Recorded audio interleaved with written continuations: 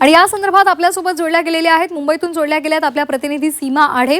गणेशमूर्ती आणत असताना भुलेश्वरीची गणेशमूर्ती कोसळून जी दुर्घटना घडली आहे त्या संदर्भातली अधिकची माहिती ते आपल्यापर्यंत पोहोचवतील। तसंच मुंबईतून स्वप्नील जाधव आपल्यासोबत जोडले गेलेले आहेत। आदित्य ठाकरे यांनी मैदानासाठी आंदोलनाची हाक दिलेली आहे, त्यामुळे त्या संदर्भात त्यांच्याकडे काय माहिती आहे ते आपल्यापर्यंत पोहोचवतील। तर नागपूरमधून अमर काणे आपल्यासोबत जोडले गेलेले आहेत। आज मुख्यमंत्री देवेंद्र फडणवीस जिंजींसोबत संवाद साधणार आहेत आणि त्यामुळे तिथे कशा पद्धतीची तयारी करण्यात आलेली आहे ती माहिती ते आपल्यापर्यंत पोहोचवणार आहेत।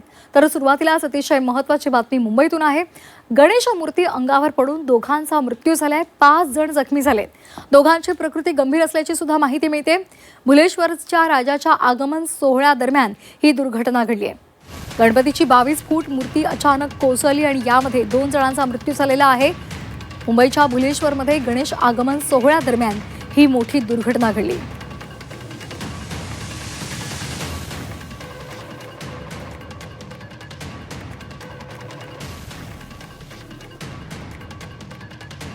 तर या संदर्भात अधिक माहितीसाठी आपण जाणार आहोत आमच्या प्रतिनिधी सीमा आढे यांच्याकडे।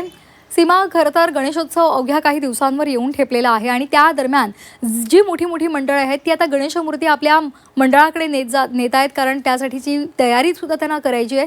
काल एक मोठं विघ्न समोर आलेलं होतं, कारण गणेशमूर्ती नेताना ती गणेशमूर्ती कोसळली, 2 जणांचा मृत्यू झालेला आहे। काय या संदर्भातली अधिकची माहिती आहे?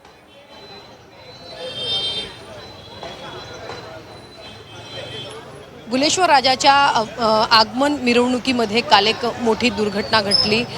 मूर्ती खरं तर मंडप 50 मीटर अंतरावर असतानाच 50 मीटर अंतरावरच भुलेश्वर राजाची गणेश मूर्ती जी आहे ती कोसळली आणि मूर्ती अंगावर पडल्यामुळे 2 जणांचा मृत्यू झाला। यामध्ये मंडळाचे अध्यक्ष आणि मंडळाचा एक कार्यकर्ता आहे। सोबतच 5 जण या दुर्घटनेत गंभीर जखमी आहेत आणि सध्या त्यांच्यावरती मुंबईतील रुग्णालयामध्ये सध्या उपचार सुरू आहे। आपण जर सध्या इथे बघितलं तर अनेक स्थानिकांशी सध्या आम्ही या ठिकाणी बातचीत केली।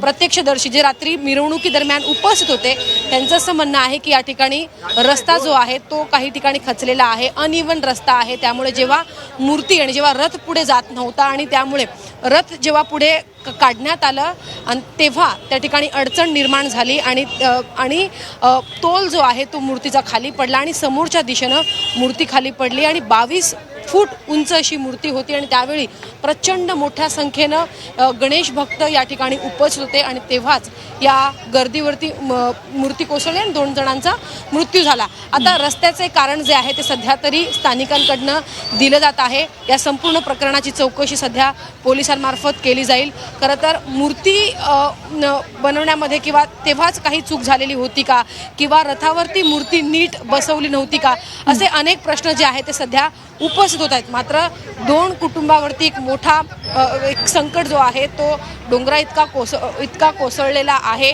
त्यामुळे लोक या ठिकाणी हळहळ व्यक्त करत आहेत। नक्की कारण काय आहे या घटनेमागचे, असे अनेक प्रश्न सध्या उपस्थित केले जात आहे। इथेच ही मूर्ती कोसळली, इथे रथ आल्यानंतर रथ पुढे गेला नाही आणि लोकांचं असं म्हणणं आहे, मंडळाचे जे कार्यकर्ते आहेत त्यांचं असं म्हणणं आहे की इथून पुढे मूर्ती गेलीच नाही। नक्की काय रात्री परिस्थिती झालेली? तुम्ही असं म्हणतायत की या खड्ड्यामुळे किंवा रस्ता अनइवन असल्यामुळे मूर्ती पुढे गेली नाही आणि मूर्ती कोसळली। मूर्ती इथे आले होते, आम्ही हळूहळू पुढे चालले होते, तो बघा ना सगळे रस्ता क्लिअर नाही आहे। असा मूर्ती पुढे आली ना तो आम्ही लोकांना सपोर्ट दिले ना, मूर्तीला अच्छा पकडले तो डायरेक्ट मूर्ती आमच्या ऊपर आली।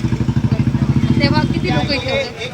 इथे 2000 पब्लिक होते, पूर्ण रस्ता पूर्ण सगळे बंद होते, 2000 पब्लिक होते, पुरा बलेरा होता मार्केट। सध्या जरी वेगवेगळी कारणं दिली जात असली तरी पोलिसांच्या चौकशीत काय निष्पन्न होणार हे सुद्धा पाहणं महत्त्वाचं असणार आहे। मूर्तिकार पासून ते इथे मूर्ती आल्यानंतर नक्की काय काय घडलं हे सगळं पोलिसांच्या चौकशीत येईलच, कारण लोकांचं असं म्हणणं आहे की याचं कारण आता पुढे आलं पाहिजे। सध्या तुर्तास तरी स्थानिकांनी रस्त्याचं एक कारण दिलेलं आहे। पोलीस सध्या घटनास्थळी येऊन पाहणी करत आहेत, लोकांशी बातचीत करत आहेत, जे प्रत्यक्षदर्शी आहेत त्यांच्याशी बोलत आहे। मात्र असं एकीकडे असताना दुसरीकडे इतक्या मोठ्या संख्येने लोक असताना ज्या पद्धतीने आपण मूर्ती घेऊन येतो तेव्हा किती काळजी घेतली पाहिजे याचं एक मोठं उदाहरण सध्या आपण या ठिकाणी बघतोय। त्यामुळे कशा पद्धतीनं आता प्रतिक्रिया दिली जाते, मंडळाकडनं काय नक्की प्रतिक्रिया दिली जाते हे पाहणं महत्त्वाचं असणार आहे। अगदी, कारण आपण पाहतोय की खरं तर ही खूप गेल्या अनेक वर्षांपासूनची मोठी परंपरा आपल्या मुंबईकरांना आणि संपूर्ण राज्यभरात अनेक ठिकाणी मोठ्या मूर्ती आणल्या जातात गणपतीच्या, आणि त्या दरम्यान ती घडवताना सुद्धा विशेष काळजी घेतली जाते. पुरेशी काळजी घेऊन नंतर ती मंडपापर्यंत पोहोचवण्यासाठी सुद्धा आवश्यक ती खबरदारी घेतली जाते.